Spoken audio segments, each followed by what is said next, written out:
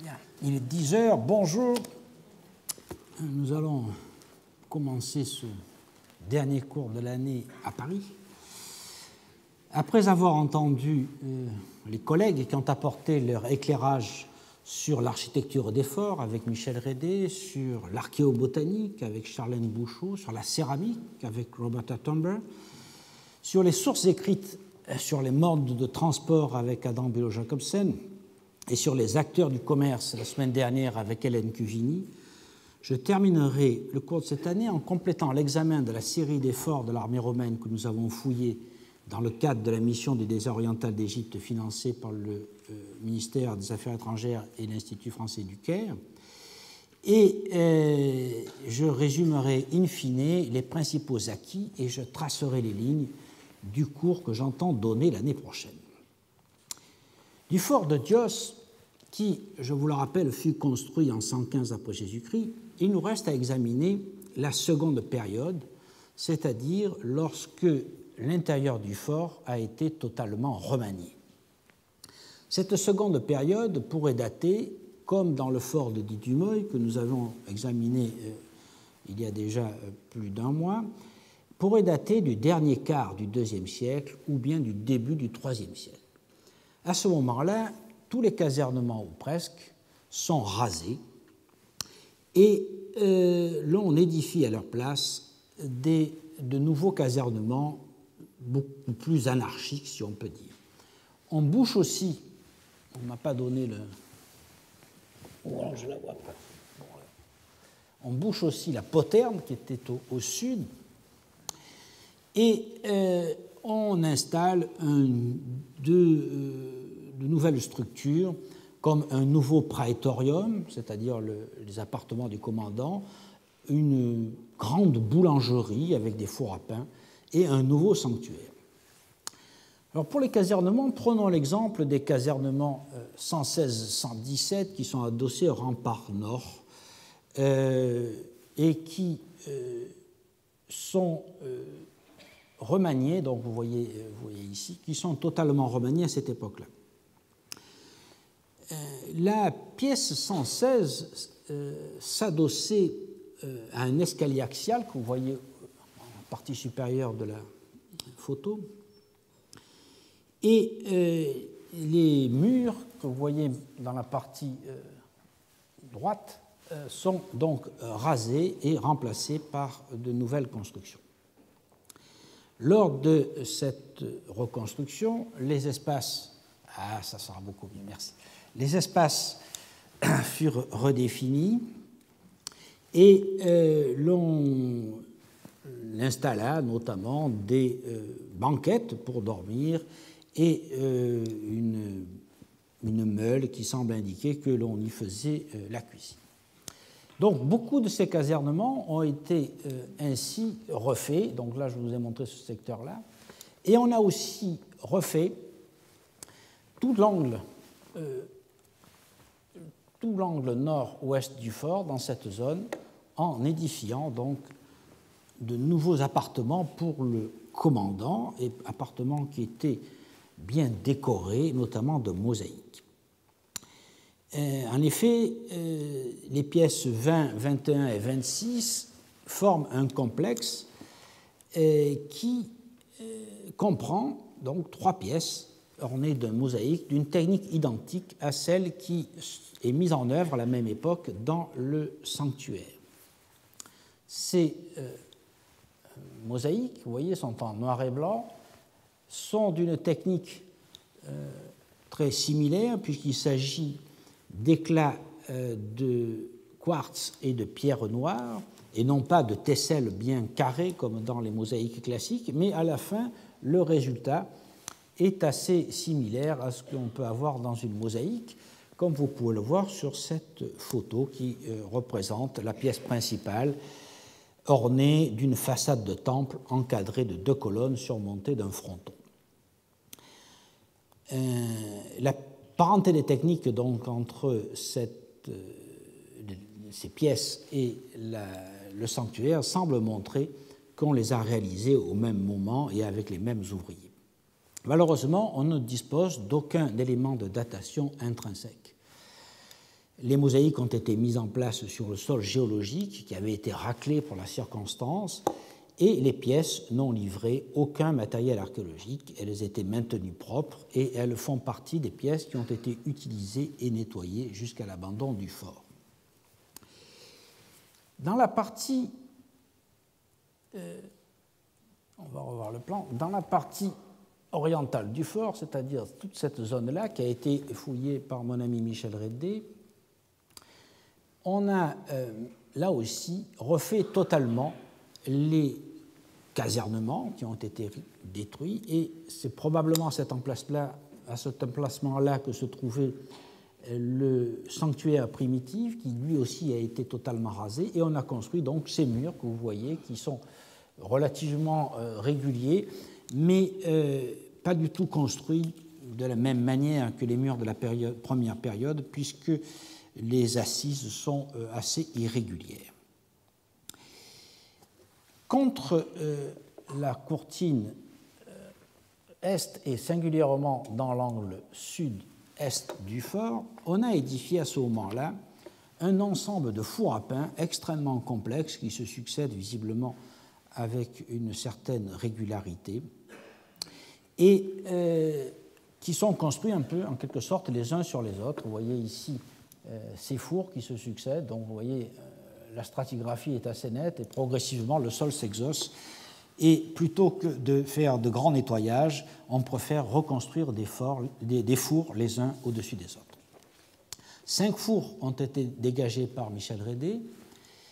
Ils sont tous circulaires, certains de grandes dimensions. Le four 1, par exemple, que vous voyez ici, mesurait 1,65 m de diamètre, et le fond était tapissé de briques, et la bordure faite de fonds d'amphores, qui sont en fait de grands fonds d'amphores égyptiennes 3 du second type, c'est-à-dire les diplas, ceux qui se répandent à la fin du IIe siècle et au IIIe siècle après Jésus-Christ, et qui ont donc une grande pointe assez facile à réutiliser pour faire ce type de four. L'intense activité des fours a généré une épaisse couche cendreuse, et l'utilisation concomitante de plusieurs fours montre une capacité de production importante.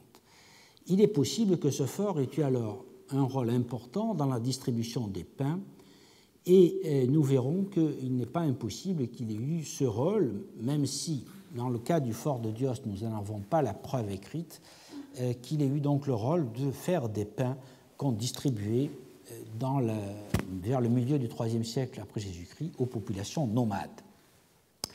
Alors voyons maintenant la question du sanctuaire, qui est tout à fait important, qui a déjà été abordée par Michel Redé d'un côté et Hélène Cuvigny de l'autre. On vous a déjà expliqué que ce n'est pas la chapelle primitive qui devait se situer dans ce secteur-là. Et ici, donc, au moment où on refait l'intérieur du fort, on rase les casernements qui étaient dans ce secteur et on installe à côté de la porte un nouveau sanctuaire. À côté de la porte et à côté des citernes, vous voyez ici les citernes, et vous voyez ici l'emplacement de ce sanctuaire. Il faut en suivre l'évolution qui est assez complexe. Donc, au tout début, lors de la construction du fort en 115 après Jésus-Christ, on a construit, bien entendu, le rempart que vous voyez ici et l'escalier qui permet de monter à la tour qui défend la porte. Peu après, dans une phase 2, peut-être immédiatement après, au cours de la même campagne de travaux, mais on voit bien qu'il y a une légère différence de temps, on a accolé à ce rempart plusieurs pièces qui constituaient certainement des casernements.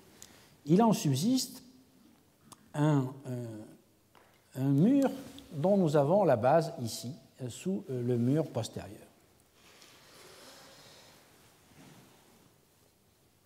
À cette phase 2, qui a livré pratiquement aucun matériel, succède donc la construction du sanctuaire.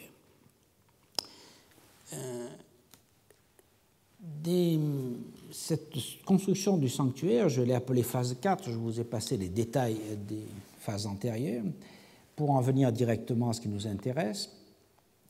Et on édifie donc ce sanctuaire dont nous savons, grâce à une inscription, qu'il est dédié à Zeus Hélios, grand Sarapis, et à la Fortuna du fort, c'est-à-dire à la Tyché du fort, et par une inscription qui a été faite par Iulius Achillas.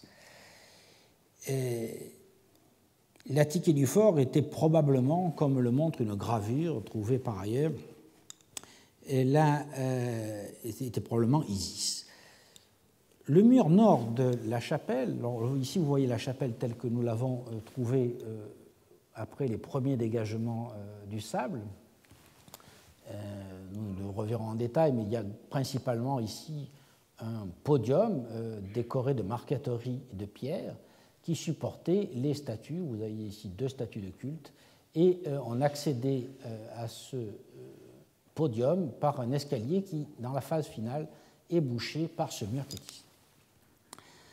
Alors, voyons la première phase du sanctuaire, donc pour moi la phase 4, avec donc là aussi une mosaïque, un peu du même exactement du même type que les précédentes, même technique et même type de décoration.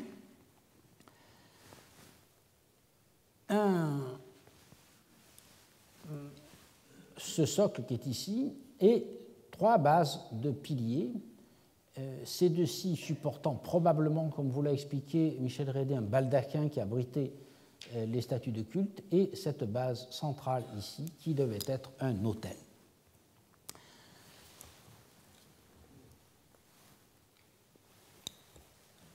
Les murs donc ont été refaits, et vous voyez ici la différence d'appareil très nette, puisqu'on a un appareil en opus picatum qui surmonte le mur de la phase précédente. Le podium est particulièrement intéressant car il était bien conservé, c'était lui qui supportait les statues, et peut-être l'enseigne du détachement. J'ai en effet trouvé à la face supérieure des trous qui pourraient avoir fixé un support de bois qui aurait maintenu l'étendard du détachement.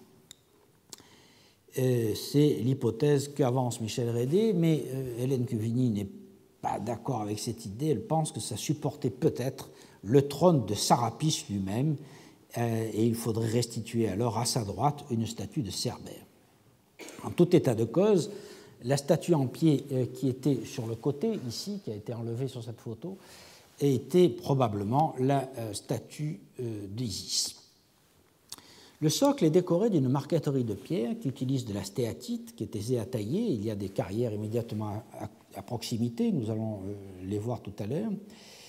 Et on remarque la présence de petits chapiteaux corinthiens en bas-relief aux angles, nous allons les voir sur une image postérieure. Et au centre, ici, un disque dont on n'a que la trace, qui devait évoquer le soleil et donc le dieu principal, Zeus Hélios, grand Sarapis. Voici quelques membra disjecta de ce podium, ici, tel que nous l'avons trouvé, le chapiteau engagé qui décorait la façade du podium, ici une petite statuette de Zeus qui est bien reconnaissable à son foudre qui tient ici la tête d'Isis, et ici une représentation de Mine très caractéristique et d'Isis devant lui.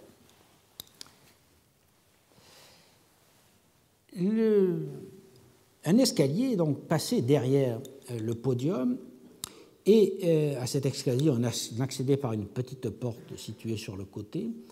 Et c'est dans cet escalier que fut retrouvé à la fois un cadran solaire, des fragments d'une table avec des réponses oraculaires dont Hélène Cuvigny vous a parlé, voici ici le fragment, et 20 ostracas oraculaires, c'est-à-dire comportant des réponses des dieux qu'on interrogeait pour savoir l'avenir selon un système de tirage au sort. Hélène Cuvigny vous a présenté ces découvertes. Je n'y reviens pas, sauf pour signaler qu'elle a publié les inscriptions et les ostracas dans un passionnant article qui s'appelle « The Shrine in the Praesidium of Dios, Eastern Desert of Egypt, Graffiti and Oracles in Context », paru dans la revue Chiron, numéro 40 en 2010. Le style et le mode d'exécution des mosaïques. Alors ici, vous voyez une photo déjà présentée de l'inscription à Zeus Hélios Grand Sarapis et une représentation de ce même Sarapis qui, à côté de lui, alors, met la main sur Cerbère, que vous reconnaissez ici. Le style donc, et le mode d'exécution des mosaïques sont identiques, comme je l'ai dit, au pavement découvert dans l'angle nord-est du fort. Il s'agit donc manifestement de la même campagne de travaux, et étant donné le caractère exceptionnel de ces décors de mosaïque, je me demande si, plutôt qu'une banale réfection des casernements, ces travaux d'embellissement n'ont pas été réalisés pour une occasion solennelle, telle que l'aménagement d'un lieu d'étape pour un grand personnage comme le préfet d'Égypte. En effet, les déplacements de personnages de haut rang nécessitaient des préparations extraordinaires, tant pour leur table, bien entendu, que pour leur logement, et ça pourrait être donc l'occasion de ces constructions. Mais nous n'en avons pas la preuve, car nous n'avons aucun écrit qui nous permet de le dire. De plus, nous n'avons trouvé aucun élément datable dans les couches qui correspondent à la construction, ni du praetorium, comme je vous l'ai dit, ni de l'Aédès. Et donc, nous avons une certaine incertitude sur la datation qui oscille entre la fin du IIe siècle et le début du IIIe siècle après Jésus-Christ. Quelque temps après la construction, mais là aussi il y a une date impossible à préciser faute de matériel associé à ces remaniements, 2 bassins furent reconstruits sur la mosaïque. Et vous voyez ici les traces, il y en a un ici et il y en avait un autre ici. Vous voyez ici l'emplacement de la bordure. Ces bassins ont probablement une fonction liturgique, peut-être de purification, mais on n'en sait pas plus. La chapelle a rendu les services du culte public, du fort et du culte privé aussi, nous savons, ainsi qu'une fonction oraculaire, jusque vers le milieu du IIIe siècle après Jésus-Christ. On assiste ensuite, en phase 6, à une destruction violente de la chapelle. Le podium est alors en partie détruit, ainsi que le baldaquin, et les conditions d'ensablement qui prévalent dans cette zone du désert n'auraient, selon moi, entraîné ni une destruction partielle des décors de pierre taillée, comme vous le voyez ici, les décors ont été totalement arrachés, ni la destruction des piliers dont on ne voit ici que les bases. Il est donc vraisemblable que, selon moi, après l'abandon du fort par l'armée, la chapelle fut saccagée. Ce pourrait être le fait de premiers chrétiens ou peut-être des blémis, c'est-à-dire les populations nomades du désert, qui auraient brisé les statues des idoles adorées par les soldats de l'armée. À nouveau, malheureusement, je n'ai aucun élément pour préciser la datation de cet événement, mais il me paraît logique qu'il ait lieu après le départ de la troupe qui n'aurait pas toléré, bien entendu, qu'on saccage le sanctuaire du fort. Je daterai donc cet épisode vers la fin du IIIe siècle, disons dans le dernier quart du IIIe siècle ou au début du IVe siècle. Après l'épisode de destruction, la chapelle fut reconstruite en utilisant des matériaux de récupération. Et vous voyez ici donc le sol de la chapelle primitive avec ses mosaïques et ici partiellement enlevé le sol qui le recouvre.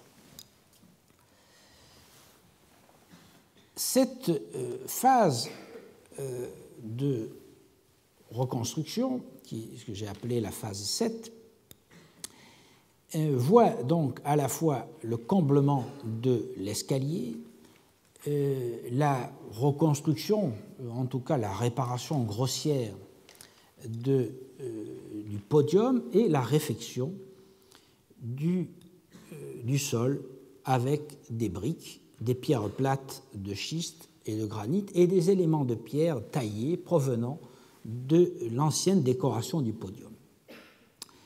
Là aussi, on manque d'éléments chronologiques pour dater cette reconstruction. Mon hypothèse actuelle est que cette restauration a eu lieu dans le courant du IVe siècle. On pourrait la mettre en relation, peut-être, avec une inscription gravée sur une des dalles qui doit provenir du podium et qu'Hélène Cuvigny lit ainsi, Sisinios et à l'autre ligne Nestorios, car ces deux noms sont tardifs et pourraient donc avoir été incisés au cours du IVe ou peut-être du début du Ve siècle. Peut-être est-ce les noms des personnages qui ont réparé le sanctuaire. Le travail, effectué avec des briques récupérées dans les ruines des citernes, a pu être réalisé très rapidement, peut-être en un jour ou deux. Dans ce cas, cette restauration serait le fait de voyageurs venant de Bérénice qui s'arrêtaient encore dans le fort en relatif bon état. La rareté du mobilier tardif n'est pas un argument contraire. En effet, c'est l'abondance du mobilier céramique du Haut-Empire qui est anormale. Elle est le signe du fort pouvoir d'achat des soldats et d'une bonne organisation du ravitaillement.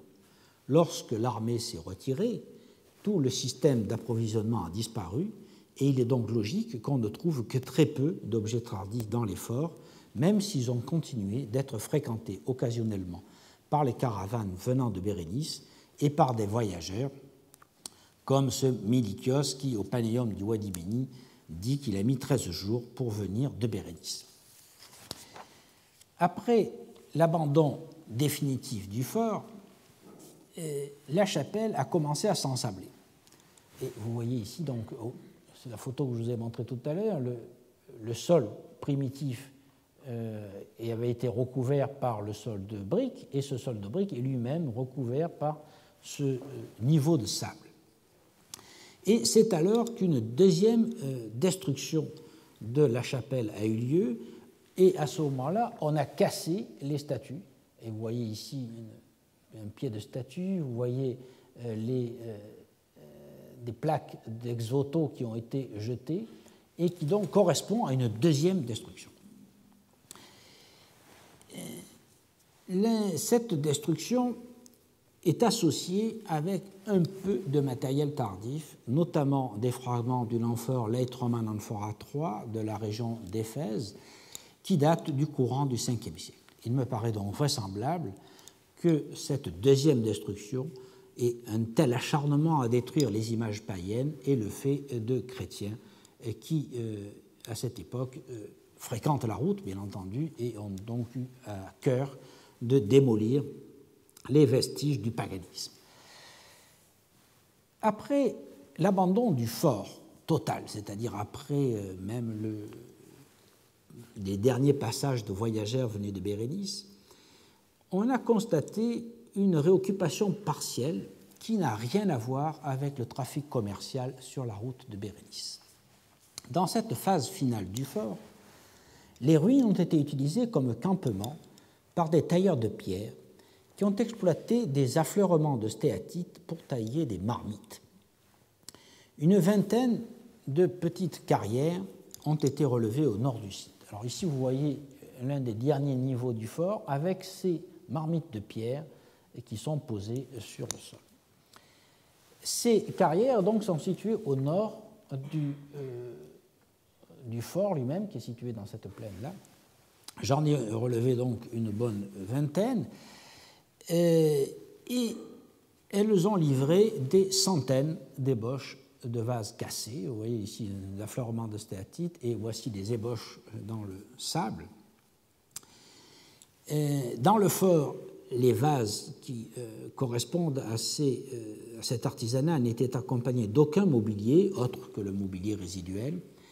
Et il faut donc se tourner vers les sites d'habitat où l'on trouve ce genre de marmites pour dater cette phase entre le 8e et le 12e siècle de notre ère.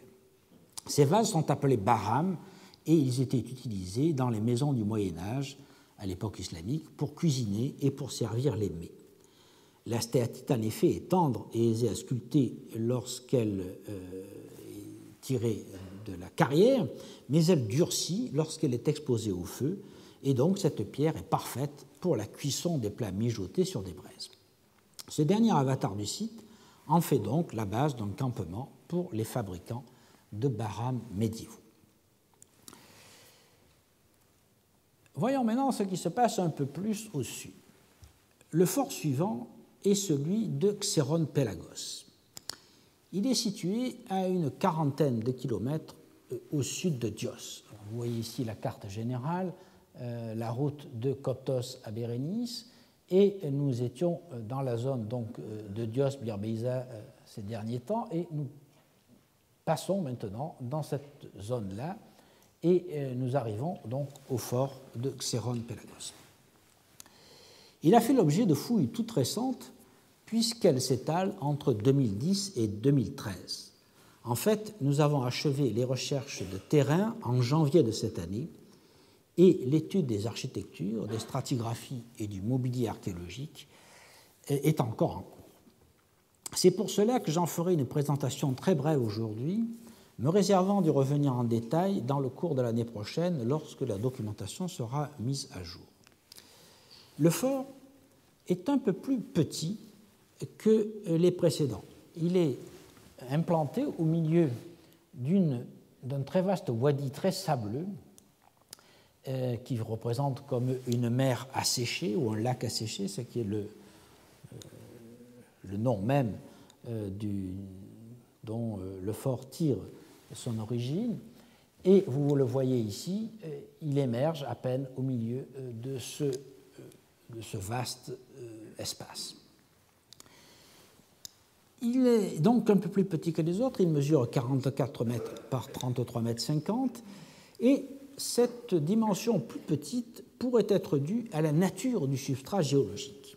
En effet, le fort est bâti non pas au fond du wadi comme les autres forts, mais sur un affleurement de poudingue compacte, et de ce fait, creuser un puits fut relativement plus aisé, car la compacité du substrat a permis de limiter le diamètre du puits. Comme le puits que vous voyez ici n'occupait pas la même superficie que dans les autres forts, il ne fut pas nécessaire de bâtir autour de lui un fort aussi vaste que les autres. Mis à part cette particularité, le fort de Xéron est similaire à ceux de la série de Didymoï, Aphroditès et Bir-Beisa, en ce sens que, comme vous le voyez, il est défendu par 4 tours rondes aux angles et possède 2 tours semi-circulaires de part et d'autre de l'entrée. La fouille de la porte n'a malheureusement pas livré l'inscription de fondation, qui évidemment nous aurait bien aidé. Et donc la datation de la construction repose surtout sur la céramique trouvée dans les couches profondes du dépotoir. Le dépotoir qui, comme vous le voyez sur ce plan, s'étend au nord de la porte sur une très vaste superficie. Et nous en avons fouillé à peu près la moitié. Dans les couches profondes de ce dépotoir, j'ai trouvé quelques céramiques, et notamment des fragments d'un bol Dragendorf 37 fabriqué à la Grofesanque près de Millau, donc qui vient du centre de la Gaule, qui permet d'attribuer ces couches à la période flavienne, et donc il me paraît vraisemblable que ce fort fait partie de la série de ceux qui ont été construits en 76-77 après Jésus-Christ. Comme tous les forts de la route de Bérénice, il faut distinguer une première grande période entre les Flaviens et la fin du IIe siècle, et un deuxième état qui voit une reconstruction totale de l'intérieur du fort, suivi de nombreuses évolutions et proliférations de constructions. Dès le départ, à l'intérieur se situaient des citernes et des thermes, que vous voyez ici. Voici une vue de l'une des citernes en cours de fouille, donc du même type que celle de Dios. Vous voyez une complète parenté de mode de construction. Et voici une vue des thermes que je ne détaille pas pour l'instant. Au cours de la première période du fort, le fort était associé à des constructions externes que vous voyez ici sur la partie ouest. Et constructions externes qui sont faites à la fois de pierres et de briques crues et qui n'ont, semble-t-il, pas fonctionné très longtemps, en tout cas déjà dans le courant du milieu du IIe siècle, ces constructions externes étaient rasées et étaient recouvertes par des couches de dépotoir.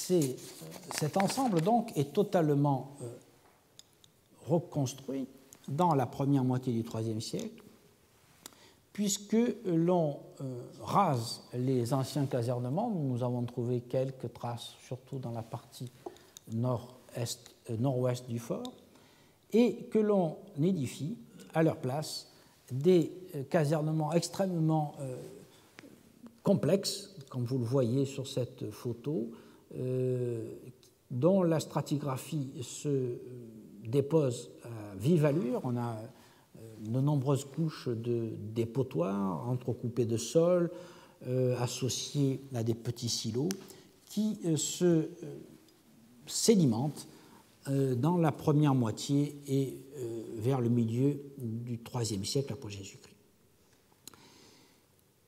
Le fort inclut à cette époque-là une nouvelle chapelle qui est dédiée à Athéna et qui est appelée dans les ostracas l'Athénadion, et de nouveaux termes qui sont remaniés. À l'entrée se trouvait aussi un petit bâtiment dans lequel ont été trouvés une soixantaine de bordereaux de distribution de grains à des barbares locaux et qui est datable de la décennie 260. Le fort semble donc abandonné dans la décennie 260. J'ai pensé un temps qu'il avait été occupé plus longtemps que les autres, mais ces dernières semaines, après avoir compté le mobilier par catégorie, je me suis aperçu que le mobilier archéologique trouvé dans le fort de Xéron comportait beaucoup plus d'importations que partout ailleurs. J'ai présenté des chiffres la semaine dernière, et par exemple, dans la première moitié du IIIe siècle, les amphores importés représentent 6% du total des amphores. Cette observation ôte donc, selon moi, tout crédit à l'argument Asilencio que j'avais cru pouvoir avancer pour les autres forts. En effet, dans les autres forts, la rareté des amphores africaines et la quasi-absence des amphores Dressel 30, bien représentées par ailleurs à Xéron, n'est pas significative comme je le pensais. Par ailleurs, l'étude des ostracas réalisée par Hélène Cuvigny montre, et elle nous l'a expliqué la semaine dernière, que parmi les nomades qui reçoivent des bons de blé à Xéron dans la décennie 260, se trouve un personnage nommé Baratite qui doit correspondre à l'Hippotyrannos des barbares mentionné dans un autre ostracon trouvé à Didumoy dans les phases finales du dépotoir. Cela établit donc une concordance entre les derniers niveaux des forts et semble montrer que leur désaffectation résulte d'une mesure générale de retrait des troupes. Mais je reviendrai sur cette question in fine tout à l'heure. Alors, voici ici une vue de ce dépotoir qui a livré beaucoup de matériel, avec au centre un énorme dépôt de gravier qui correspond à la construction du fort et surtout au creusement du puits. Et c'est dans ce dépôt de gravier qu'ont été trouvés les fragments de ce vase de céramique sigillée de la Grofezank, et puis au-dessus les couches de dépotoir qui ont été déposées. Alors voyons maintenant les forts suivants, car comme je vous l'ai dit, je ne veux pas détailler plus Xéron Pélagos, car il faut y travailler encore avant de présenter un tableau beaucoup plus cohérent.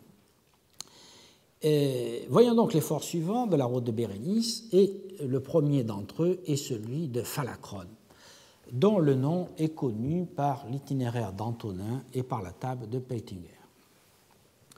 Il est situé au pied de montagnes pelées, d'où il tire son nom, et vous voyez ici ces montagnes.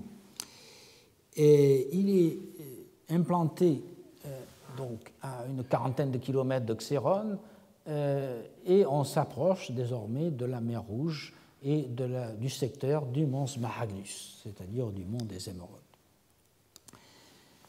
Vous voyez sur cette diapositive une vue du paysage absolument magnifique de ce secteur, et vous remarquez que donc nous sommes au pied des montagnes, et véritablement à l'endroit où les wadis enserrent le fort, ce qui explique malheureusement que le dépotoir, qui, comme d'habitude, devait recéler l'ensemble de l'histoire de cet établissement, a été totalement emporté par les flots du Wadi et donc nous prive de beaucoup d'informations. Le fort est beaucoup plus petit aussi que les autres, en tout cas que ceux de Didymoe et de Dios, puisqu'il ne mesure que 29 mètres par 25, donc il est encore plus petit que celui de Xéron, mais comme à Xéron, il est complété par un bâtiment extérieur que vous voyez ici. Il est bâti sur un affleurement rocheux, vous voyez ici en gris les alluvions du Wadi, et à côté d'une zone de notre affleurement rocheux qui a servi de carrière pour sa construction. C'est un fort qui est extrêmement bien conservé. Le chemin de ronde et le sol des tours et les escaliers sont intacts, sur environ 3 mètres de hauteur, de même que les casernements qui sont ensablés mais peu ruinés. Il a été fouillé par Michel Rédé en 2010 dans le cadre de notre mission. La partie la plus endommagée, donc, est le dépotoir qui devait s'étendre, comme d'habitude, devant la partie sud du fort, devant la porte. Et on est donc un peu démuni, notamment pour dater l'étape de construction. Le plan lui-même est très simple. C'est un quadrilatère formé de courtines marquées aux angles par des tours saillantes, mais on remarque qu'au centre de la façade, ici, la porte principale n'est pas flanquée de tours semi-circulaires comme d'ordinaire. Sur la face nord, il existe une poterne qui permettait donc de sortir par l'arrière du fort. À l'intérieur, on trouve, comme d'ordinaire, un puits central, comme d'habitude largement effondré, dont la trace subsiste sous forme d'une dépression. Les casernements sont adossés aux courtines sans grande symétrie, mais avec malgré tout une certaine régularité qui pourrait dénoter une phase primitive de construction et non pas les reconstructions que l'on voit d'ordinaire. Certaines pièces présentent des aménagements tels que des banquettes ou un four à pain, mais à la différence de Didymoe, de Dios ou de Xéron, on ne voit ni prolifération de petites pièces, ni dépôt d'ordures dans les casernements.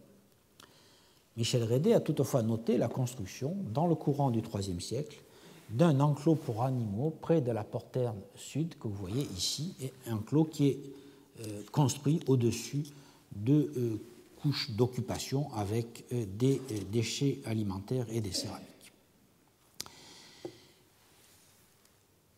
À l'extérieur, donc, ici vous voyez une vue de la porte d'entrée qui a été bouchée dans une phase finale du fort, et ici une vue de l'intérieur qui nous montre le rempart avec le chemin de ronde qui passe ici, les casernements adossés au rempart, et ici une coupe où vous voyez très bien l'état parfait de conservation puisqu'on a pratiquement la totalité des tours, la totalité du chemin de ronde et une partie du mur qui le protégeait. Et ici, donc, en gris, les murs qui s'adossent au rempart.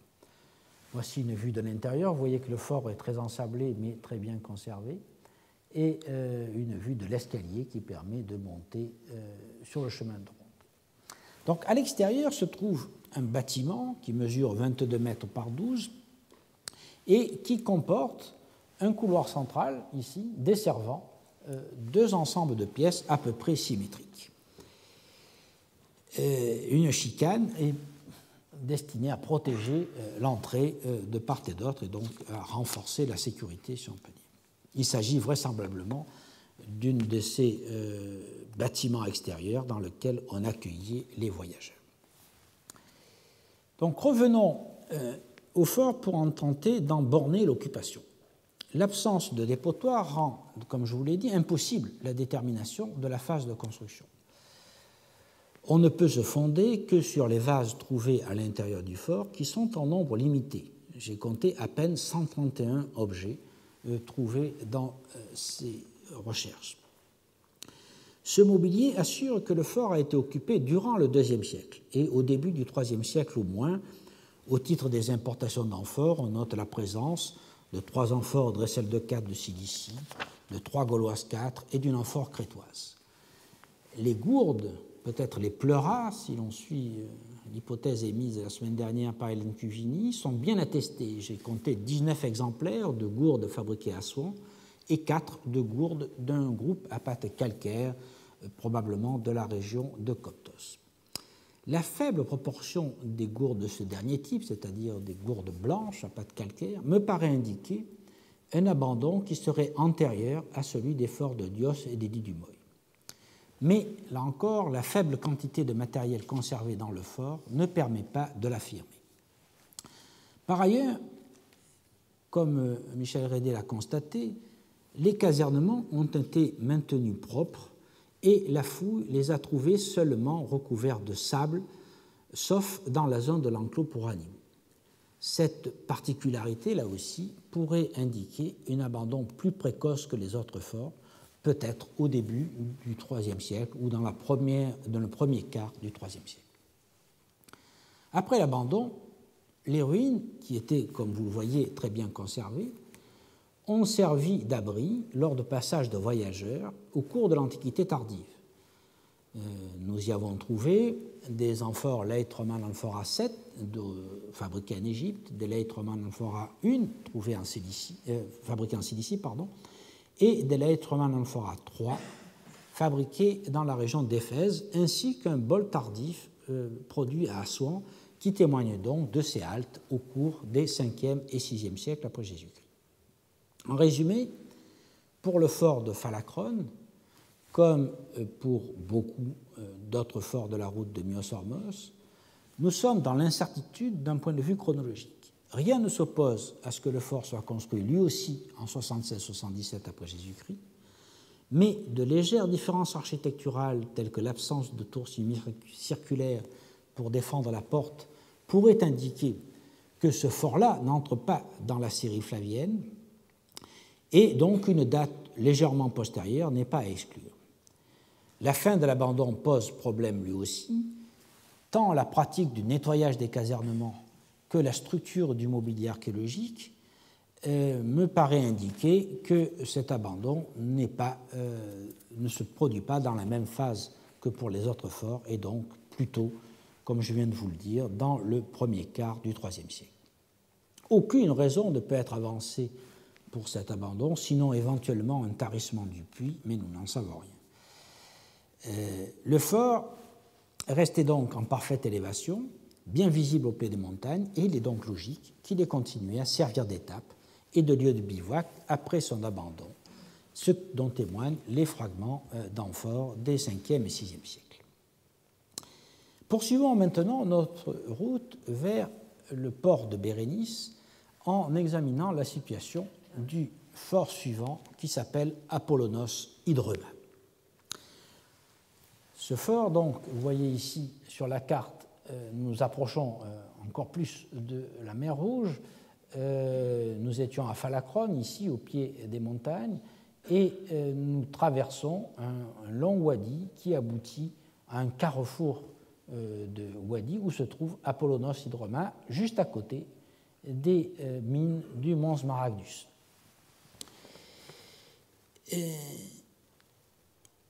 Le fort, donc, n'a pas été, je vous en montre de suite une image, n'a pas été fouillé, mais seulement prospecté par notre équipe et par celle surtout de Steven Sidebottom.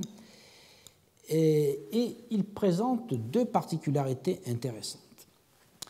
Vous voyez ici donc le carrefour de Wadi et l'emplacement du fort qui forme un grand quadrilatère dont on voit très clairement les deux faces du rempart.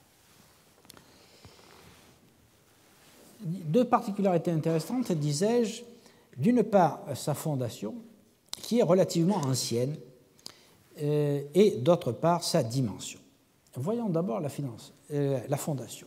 Le lieu est cité dans l'inscription souvent mentionnée ici, que l'on appelle l'inscription des portes du désert numéro 56 dans la publication d'André Bernon, ou l'inscription des Inscriptiones Latinae Selectae de 1483, dont nous avons vu avec Michel Rédé qu'il faut probablement la dater vers le début du 1er siècle de notre ère. On se souvient que cette inscription célèbre la construction de citernes par une vexillation de 1414 soldats à Apollonos Idroma, à Compassie, à Bérénice et à Myosornos. Et je vous ai souligné ici l'emplacement où Apollonos Idroma, comme on lit très bien ici, est indiqué. Cela n'implique pas pour autant que le fort ait été construit à ce moment-là.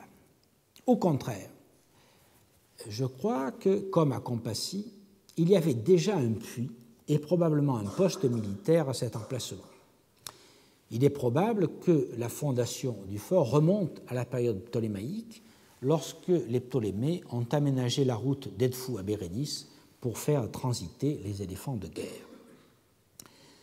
Le praesidium d'Apollonos est aussi mentionné dans un des ostracas de l'entreprise de chamelier de Nicanor, souvent évoquée ici et notamment par Adam Bülow-Jacobsen, entreprise qui était active entre 6 après Jésus-Christ et 69 après Jésus-Christ, selon les dates extrêmes des ostracas qui en ont été conservés. L'ostracon qui concerne le praesidium d'Apollonos est un bordereau de livraison de blé. Durant l'Empire, Apollonos Idroma est cité plusieurs fois dans les sources. La mention la plus importante est celle de Pline dans l'Histoire naturelle, livre 6, paragraphe 102-103, qui indique ce fort comme l'une des étapes, des 4 étapes, qui, vers le milieu du 1er siècle après Jésus-Christ, permettaient de se ravitailler en eau sur la route de Bérénice.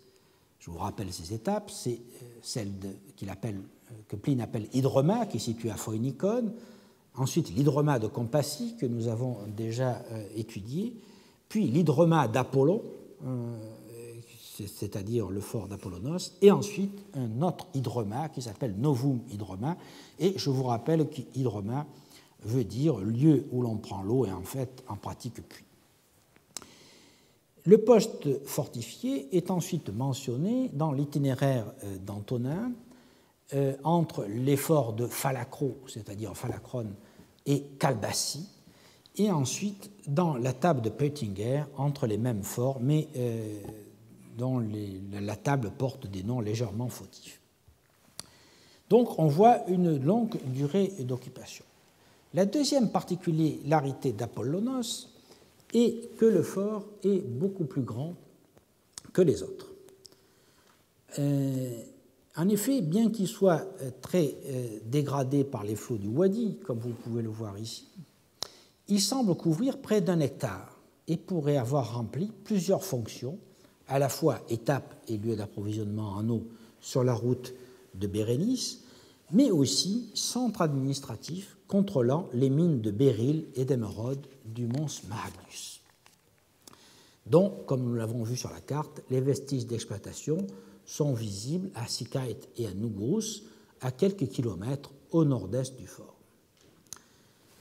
Les prospections au sol, là vous voyez ici sur cette photo, donc nous sommes à l'intérieur du fort, ici c'est la courtine nord et la courtine est.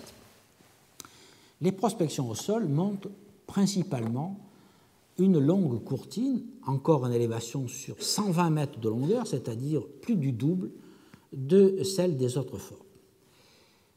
L'intérieur du fort, ici une autre vue de cette courtine qui est coupée à un moment donné par le flot du Wadi, mais on voit bien une élévation encore considérable.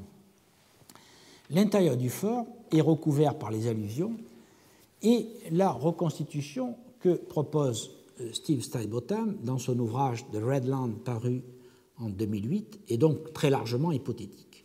Je ne la présente que pour montrer la différence de taille et peut-être de fonction donc entre ce praesidium par rapport à tous les autres que nous avons fouillés. Le mobilier que j'ai vu en surface est principalement datable des 1er au 3e siècle après Jésus-Christ, mais l'équipe de Sidebotham a aussi repéré des céramiques des 5e et 6e siècles. Au total, pour la compréhension de son architecture et de son rôle certainement important et aussi pour la détermination de sa chronologie, il faudra évidemment attendre d'éventuelles fouilles.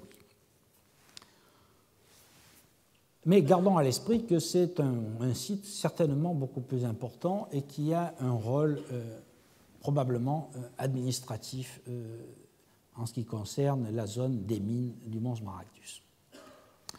Continuons notre route vers Bérénice et nous en approchons désormais.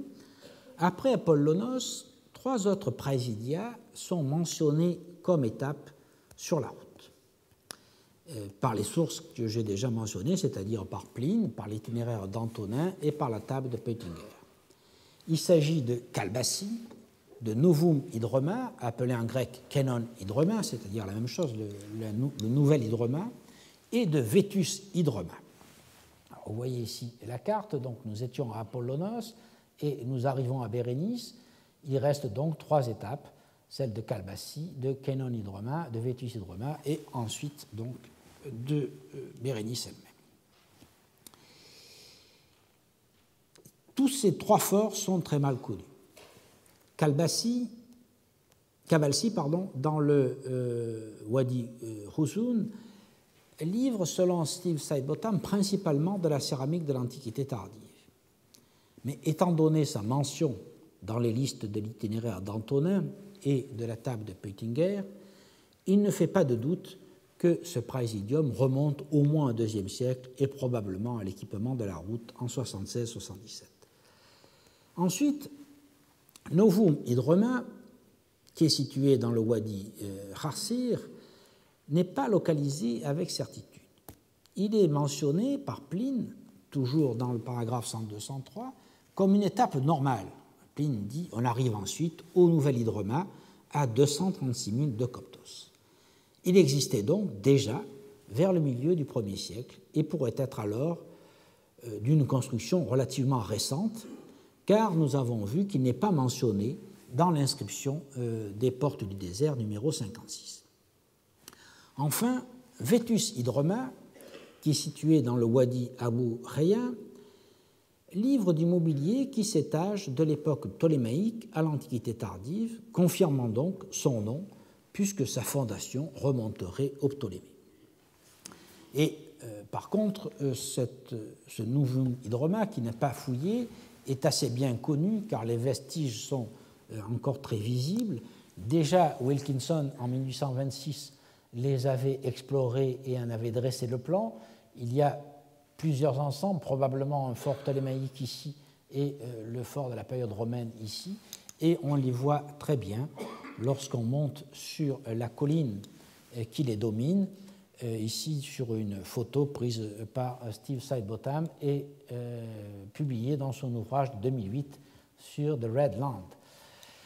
Donc vous voyez la zone probablement du fort ptolémaïque et du fort romain qui attendent des recherches plus approfondies.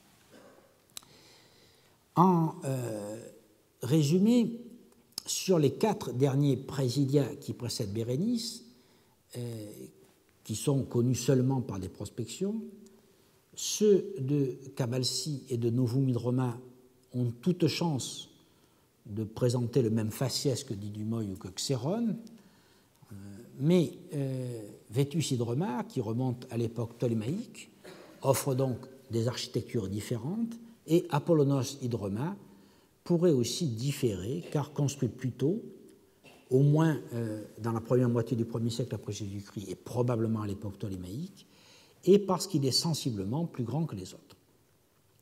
Mais il est possible, et même probable, qu'il a été totalement reconstruit par l'armée romaine. Donc, nous arrivons à la fin de notre première heure. Nous allons faire une petite pause et ensuite j'aborderai de façon synthétique les informations que nous a données toutes ces recherches sur le commerce de la mer Érythrée.